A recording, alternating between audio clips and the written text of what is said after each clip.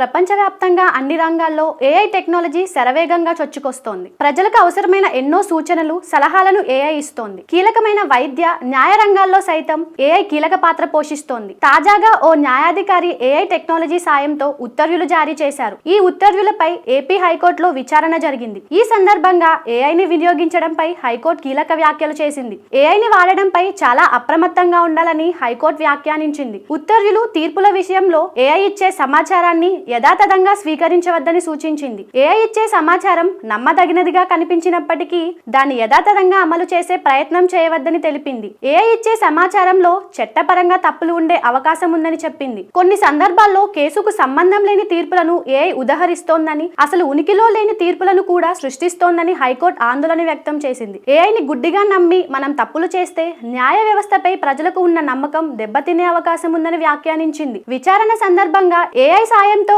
ఉత్తర్వులను ఇచ్చిన సదరు న్యాయాధికారి మాట్లాడుతూ తాను ఇచ్చిన ఉత్తర్వుల్లో పేర్కొన్న కొన్ని తీర్పులు ఏఐ సూచించినవేనని కోర్టుకు తెలిపారు. తాను తొలిసారి ఏఐని వాడానని, ఈ కారణంగానే పొరపాటు జరిగిందని చెప్పారు. భవిష్యత్తులో ఇలాంటి తప్పులు జరగకుండా తగు జాగ్రత్తలు తీసుకుంటానని తెలిపారు. తన ఉత్తర్వుల్లో అన్వయించిన చట్ట సూత్రం మాత్రం సరైనదేనని కోర్టుకు తెలియజేశారు. ఈ క్రమంలో ఏఐని వినియోగించే విషయంలో అత్యంత జాగ్రత్తగా ఉండాలని హైకోర్టు సూచించింది.